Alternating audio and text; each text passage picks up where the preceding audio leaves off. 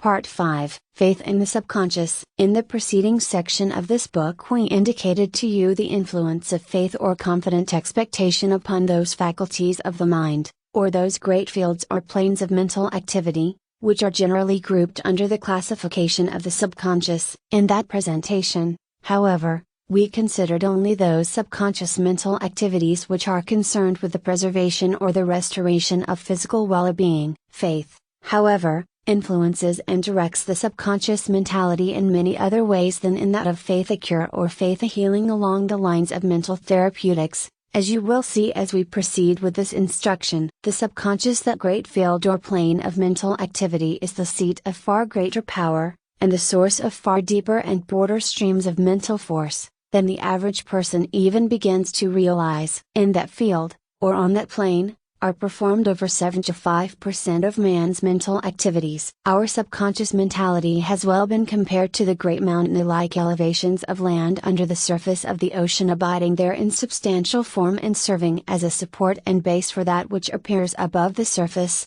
though invisible to the ordinary observer. The islands which appear above the surface representing the important, though comparatively limited area and extent of the conscious mentality. Others, with equal force, have compared the conscious mentality to the comparatively small area of a mighty iceberg floating through the seas of the Arctic region, the subconscious mentality being represented by the far greater substance and body of the iceberg, which is submerged beneath the waters, and which is invisible. Again, the conscious mentality has been compared to the comparatively small section of the light spectrum which is visible to the human eye, which section includes the various light waves ranging from red to violet. The subconscious mentality being represented by that enormous field of the infrared rays on the one side, and the ultraviolet rays on the other. Our mental world is far more extensive than we usually conceive it to be. It has great comparatively unsounded depths, and equally grand comparatively unsealed heights. The explored and charted areas of our conscious mentality are incidental and subordinate to those broad areas of which even the brightest minds of our race have merely explored the borderland, the expanded uncharted interior of the strange country still awaiting the exploring expeditions of the future. Our position in relation to this great terra incognita of the mind is similar to that of the ancient civilized world toward the earth as a whole. We are as yet awaiting the Columbus who will explore the western continent of the mind, and the Livingstones and Stanleys who will furnish us with maps of the mental darkest Africa. Yet, even the comparatively small explored areas of the subconscious have revealed to us a wonderful land, a land filled with the richest raw materials, precious metals, wonderful species of animal and plant life. And our daring investigators have discovered means of applying and using some of the wonderful things which have been discovered in even that borderland of the new mental world. The past 50 years have been very fruitful for the race in this direction. We have learned not only of the existence of this new land filled with wondrous things, but we have also learned much concerning the nature of those things and, what is still better, we have learned much concerning the best methods of converting those things to our own uses. We have as yet much more to learn along these lines,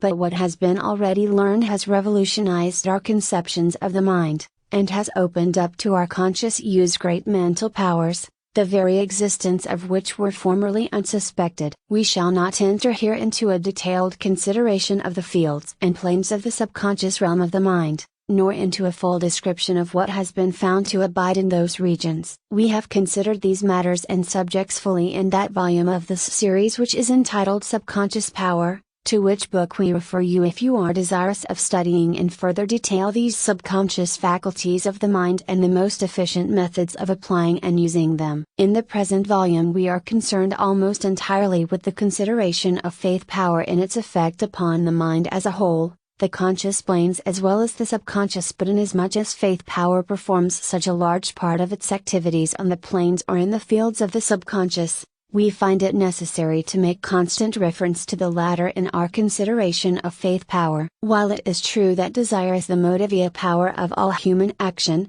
conscious and subconscious, and that without desire, conscious or subconscious, there could and would be no such action, and while it is true that desire and will go out toward idea, and that without idea, conscious or subconscious, there would be no moving of the mind to action, still it is equally true that the measure of the degree and the direction of such activity is dependent very largely upon the degree of faith, confident expectation or expectant attention manifesting in the individual. This is true concerning the activities of the conscious mentality. It is doubly or trebly true of the activities of the subconscious mentality. In fact, the subconscious mentality has been discovered to be very set in its beliefs, and to hold steadfastly to them when once they have taken lodgment within it, so much so, in truth, that it will often balk and rebel when the conscious mentality strives to set it to work in opposition to its fixed beliefs and habits of action. It is often found to be necessary to re-educate the subconscious, when it has been filled with erroneous beliefs and ideas, before it can be set to work in a new direction, a direction opposed to its old beliefs and ideas. Certain fields, at least, of the subconscious mental activity, certain of the subconscious mental faculties, at least remind the scientific observer very much of the mind of the child. That is to say, like the mind of the child, it is quite open to original impressions, and quite disposed to exercise faith and belief concerning ideas presented to it, provided that these ideas do not conflict with those already accepted by it. But, also, like the mind of the child, it will hold fast to these ideas when they have been accepted as truth and forcibly impressed upon it, and will find it difficult to accept or act upon ideas opposed to them. Like the child mind, also, it readily forms habits of belief, thought, and action, and when these are once set, it requires much work to change them or to reverse their action. We have evidences of this fact in our everyday lives. You, yourself, can testify to its truth. Like nearly every other person,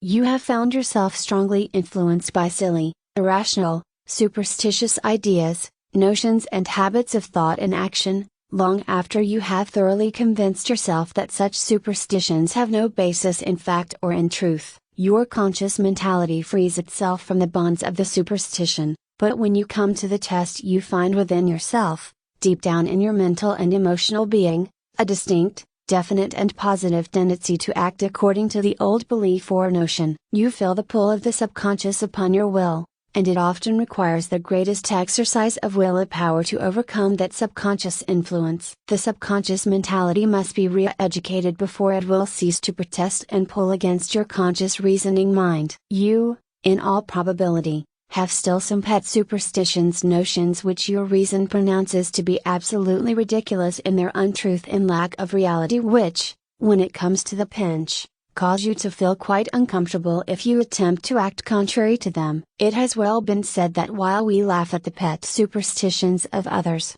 we hug close to those of our own which are equally ridiculous. We pride ourselves on our rational actions, and our intellectual habits of thought and belief, but when it comes to walking under a ladder, sitting at a table with 13 persons present, doing things on Friday, breaking a mirror, etc., etc., we show plainly the force of the soul pull and influence of subconscious belief and faith. And, if we act contrary to these, in spite of ourselves, we find expectant attention being directed toward the result feared by the subconscious elements of our mental being. It is amusing to those who are free from those particular superstitions, and quite interesting to the scientific observer, to note that so many intelligent, well-informed, rational persons will hesitate to return for some forgotten thing after they once have left the house, or that they will knock wood after having made some statement expressing success, freedom from trouble, etc., or that they will show visible concern and distress when they spill salt at the table,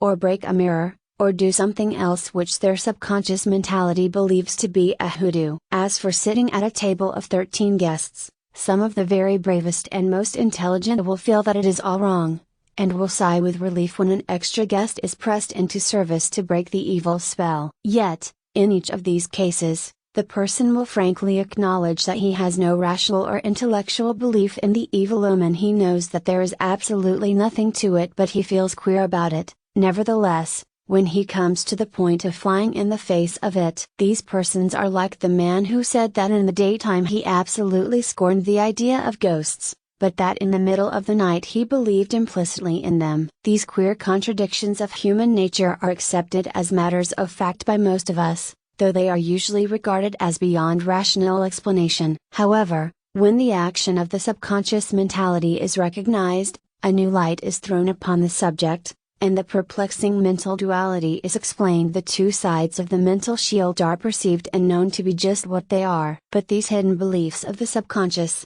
and its direction of action in accordance with them, are not confined to those superstitions concerning unlucky things and evil omens. Quite as strong, and quite as active, are the subconscious beliefs and notions about lucky things and good omens. The principle is the same in each case, though the direction is opposite. Many very intelligent men secretly feel that certain things are lucky for them, or that certain things act as charms bringing them success and good luck in their undertakings. Many a man has a sneaking belief in the efficacy of a horseshoe over the door, though he may pretend that it has been placed there just for fun. You will discover the strength of the subconscious belief if you attempt to remove the symbol. You would be surprised to learn how many otherwise intelligent persons carry lucky stones, lucky coins, or other charms held to bring success or to avoid the opposite. Not only this, but the subconscious entertains deeper rooted convictions and beliefs concerning the general success or non-success of the individual. The person who has constantly impressed upon his subconscious mentality that he is unlucky, and that fate is against me, has created a tremendous power within himself which acts as a brake or obstacle to his successful achievement. He has created an enemy within himself which serves to hold him back, and which fights against every inner effort in the direction of success. This hidden enemy hampers his full efforts and cripbles his activities. On the contrary, the person who believes that luck is running my way, and that things are working in my favor, not only releases all of his latent energies but also actually stimulates his full powers along subconscious lines as well as conscious. You have probably had the experience of feeling that things were going against you, and as a result your enthusiasm and interest then burned very low. Later you became convinced by some little circumstances that my luck has turned, and as a result your spirit manifested itself in keener desire and determined will. If you have not had this experience yourself, you have doubtless perceived it manifesting in other persons under your observation.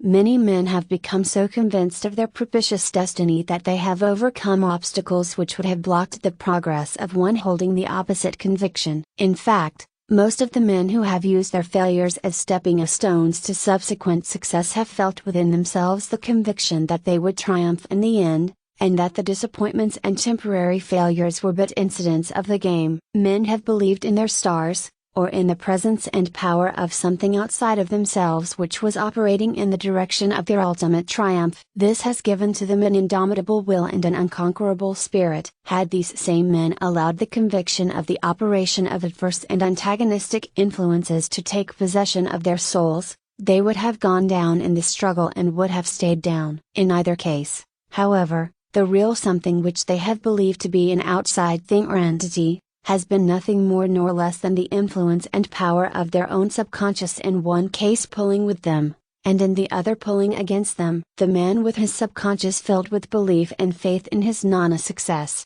and in the inevitable failure of his efforts. The man whose confident expectation is that of non-success, failure and inability, and whose expectant attention is directed towards such an outcome and the incidents and circumstances leading up to it, is like a man in the water who is swimming against the stream. He is opposing the strong current, and his every effort is counteracted and overcome by the adverse forces of the stream. Likewise, the man whose subconscious is saturated with the conviction of ultimate victory and final success, whose confident expectation is directed toward that end, and whose expectant attention is ever on the lookout for things tending to realize his inner beliefs, is like the swimmer who is moving in the direction of the current. Such a man not only is not really opposed by the forces of the stream, but, instead, has these forces at work aiding him. The importance of having the faith, confident expectation and expectant attention of the subconscious directed toward your success, achievement and successful ultimate accomplishment, and the importance of not having these mighty forces operative against yourself may be realized when you stop to consider that in the one case you have 3/4 of your mental equipment and power operating in your favor, and in the other case you have that 3/4 operating against you, and that 3/4, in either case, not only is working actively during your waking hours, but also works while you sleep. To lose the assistance of that 3/4 would be a serious matter, would it not? But far more serious is it to have that 3/4 actually working against you, having it on the side of the enemy. This is just what happens when the subconscious gets into action under the influence of wrongly directed faith, expectant attention and confident expectation. The ideas, plans, inner suggestions, hints, hunches and other strange mental states which are constantly rising from the depths of the subconscious to the surface of conscious thought, are potent factors in the mental work, achievements and accomplishments of the individual. To the man of hopeful confident expectation these point out the road to increased efficiency and progress. To the man of fearful confident expectation they point out the dangers, obstacles, hindrances, defeating influences and the other things which paralyze man's will and cause his spirit to sink and his heart grow heavy with discouragement. The spirit, the soul, the heart of the man are colored by these subconscious influences and, in turn, they tend to provoke action and movement in the direction corresponding to the state of belief indicated by that color. The inner state manifests in the outer action. The ideal tends to become real. The materialization proceeds in the shape and form of the visualization. Expectant attention plays an important part in this manifestation of the faith and confident expectation of the subconscious. We have pointed out to you that attention is attracted to, and drawn out by those objects and subjects which are the subject of its interest and belief, and that it ignores objects and subjects contrary to these. So true is this that if two men of equal mental powers and intellectual efficiency were subjected to precisely the same conditions and set of circumstances were caused to undergo the same general experiences, in fact each might obtain entirely opposite results were their respective subconscious mentalities filled with opposite conditions of faith and confident expectation. The expectant attention of each man would cause him to perceive things which were imperceptible to the other man of equal mental power and intelligence. One would see the thorns, the other the roses. One would see the hole, the other the body of the donut. One would see only the things making for failure, the other the things conducive to his success. Each would see that for which he was looking and would be looking for that which his confident expectation believed would be found, and to which accordingly his expectant attention would be directed. This is why one man would be able to say, in the end, and lo, mine own hath come to me, and the other, that which I feared hath fairly now come upon me. But this is not all. In other books of this series we have called your attention to the power of the mind to attract to itself the things of the outside world which are correlated to its thoughts. In the books,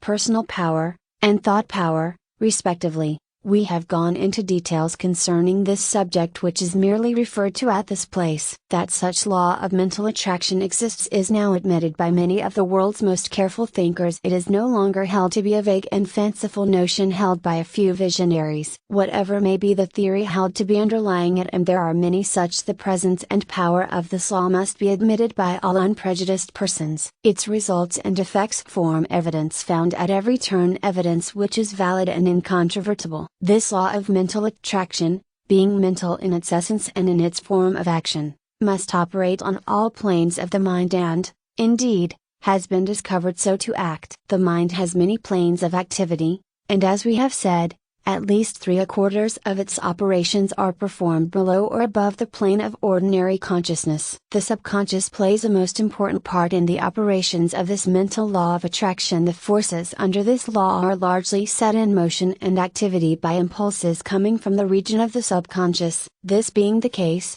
you may realize how important it is for you to so train, educate, re-educate and direct your subconscious mental faculties that they may be filled with the faith of hope, and not the faith of fear, that your confident expectation may be directed forward, and not backward, that your expectant attention may see the helpful things, and not those which hinder and pull back. Get busy with your subconscious. Train it, educate it, re-educate it, direct it, incline it, teach it, suggest to it, along the lines of the faith and success and power, and not those of the faith in failure and weakness. Set it to work swimming with that current. The subconscious is much given to faith. It lives on faith, it acts upon faith. Then see that you supply it with the right kind of faith, and avoid as a pestilence that faith which is based on fear and is grounded in failure and despair. Think carefully and act.